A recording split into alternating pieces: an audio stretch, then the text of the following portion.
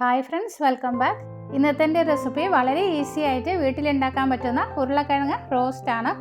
ചോറിൻ്റെ കൂടെ കഴിക്കാൻ ഇത് അടിപൊളി ടേസ്റ്റാണ് കേട്ടോ. കുട്ടികൾക്കും മുതിർന്നവർക്കും എല്ലാവർക്കും ഇഷ്ടപ്പെടുന്ന ഈ റെസിപ്പി എങ്ങനെ ഉണ്ടാക്കാമെന്ന് നോക്കാം. എന്നാൽ നമുക്ക് വീഡിയോയിലോട്ട് പോകാം. ഇതിന് വേണ്ടിയിട്ട് 1 കിലോ ഉരുളക്കിഴങ്ങാണ് എടുത്തിരിക്കുന്നത്. ഒരു പീലർ വെച്ച് നന്നായിട്ട് ഇതിൻ്റെ തൊലി നീക്കം ചെയ്തെടുക്കാം.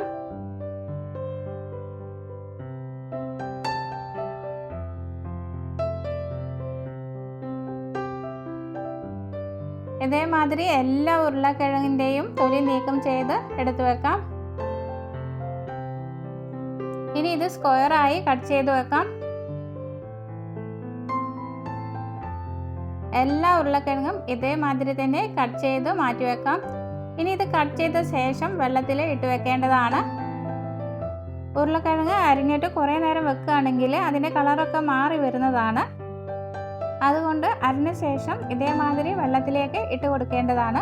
വെള്ളത്തിൽ ഇട്ട് കൊടുക്കുകയാണെങ്കിൽ അതിൻ്റെ നിറമൊന്നും മാറാതെ ഇതേമാതിരി തന്നെ നമുക്ക് കിട്ടുന്നതാണ്. അങ്ങനെ എല്ലാ ഉരുളക്കിഴങ്ങും അരിഞ്ഞിട്ട് ഇതേമാതിരി വെള്ളത്തിൽ ഇട്ട് കൊടുക്കാം.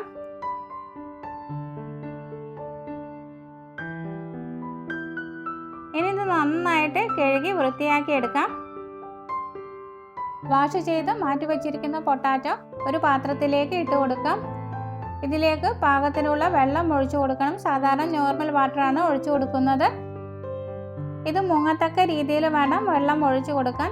ഇതിലേക്ക് 1 ടീസ്പൂൺ ഉപ്പ് ചേർത്ത് കൊടുക്കാം. 1/4 ടീസ്പൂൺ മഞ്ഞൾപ്പൊടി കൂടി ചേർത്ത് കൊടുത്ത് നന്നായിട്ടൊന്ന് മിക്സ് ചെയ്തെടുക്കാം. അതിനുശേഷം മൂടി വെച്ച് ഒരു 15 മിനിറ്റ് വേവിച്ചെടുക്കാം. ഇപ്പോൾ 15 മിനിറ്റ് കഴിഞ്ഞിട്ടുണ്ട്. ഇത് വെന്തോ ഒന്ന് ചെക്ക് ചെയ്ത് നോക്കാം. ഒരു ഉരുളക്കിഴങ്ങിൻ്റെ പീസ് ഒന്ന് തൊട്ട് നോക്കിയാൽ മതി. ഇപ്പോൾ ഇത് നന്നായിട്ട് വെന്ത് വന്നിട്ടുണ്ട്. ഇനി ഇതൊരു സ്ട്രെയിനറിലേക്ക് ഊറ്റി വെക്കാം.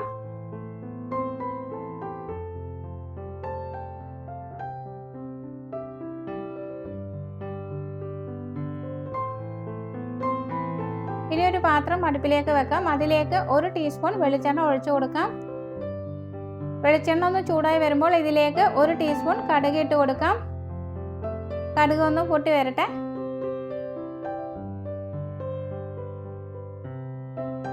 കടുക് പൊട്ടിയതിന് ശേഷം ഇതിലേക്ക് കുറച്ച് കറിവേപ്പില ചേർത്ത് കൊടുക്കാം. 1/2 ടേബിൾ സ്പൂൺ ഇഞ്ചി, 1/2 ടേബിൾ സ്പൂൺ വെളുത്തുള്ളി എന്നിവ നീളത്തിൽ അരിഞ്ഞത് ചേർത്ത് കൊടുക്കാം. ഇതൊന്ന് നന്നായിട്ട് വഴറ്റിയെടുക്കാം. ഇപ്പോൾ ഇത് നന്നായിട്ട് ഗോൾഡൻ ബ്രൗൺ കളറായിട്ട് വന്നിട്ടുണ്ട്.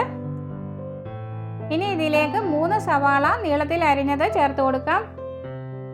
നന്നായിട്ട് വഴറ്റിയെടുക്കണം. 1/2 ടീസ്പൂൺ ഉപ്പ് ചേർത്ത് കൊടുക്കാം. ഇനി നന്നായിട്ട് വഴറ്റിയെടുക്കാം. ഇപ്പോൾ ഇത് ലൈറ്റായിട്ട് ഒരു ഗോൾഡൻ ബ്രൗൺ കളറായിട്ട് വന്നിട്ടുണ്ട്.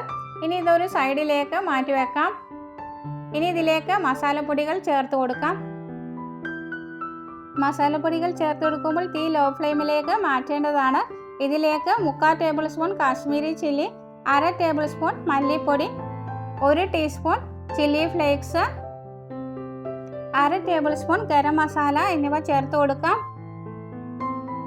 ഇനി ഇത് നന്നായിട്ടൊന്ന് മൂപ്പിച്ചെടുക്കാം.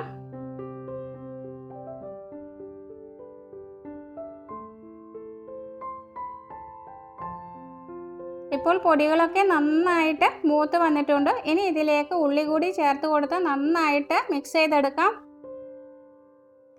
ഇനി തീ ഒരു മീഡിയം ഫ്ലെയിമിലേക്ക് മാറ്റി വെക്കാം. ഇനി നേരത്തെ വേവിച്ച് മാറ്റി വെച്ചിരിക്കുന്ന ഉരുളക്കിഴങ്ങ് ഇതിലേക്ക് ചേർത്ത് കൊടുക്കാം.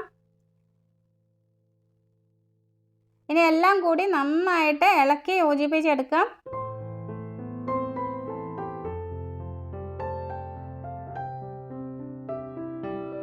മസാലകളൊക്കെ നന്നായിട്ട് ഉരുളക്കിഴങ്ങിൽ പിടിക്കണം. അതനുസരിച്ചിട്ട് നന്നായിട്ട് ഇളക്കി കൊടുക്കണം.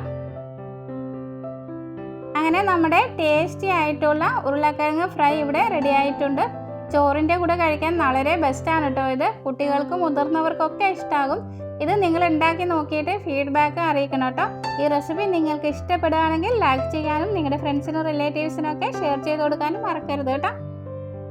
വലതുവശത്ത് കാണുന്ന ബെല്ലൈക്കൻ ക്ലിക്ക് ചെയ്ത് ഓൾ എന്ന് പ്രസ് ചെയ്താൽ മാത്രമേ ഞാനിടുന്ന അടുത്ത വീഡിയോയുടെ നോട്ടിഫിക്കേഷൻ നിങ്ങൾക്ക് ലഭിക്കുകയുള്ളൂ. അടുത്ത നല്ലൊരു വീഡിയോയുമായിട്ട് വീണ്ടും കാണാം. Thank you for watching. Bye bye.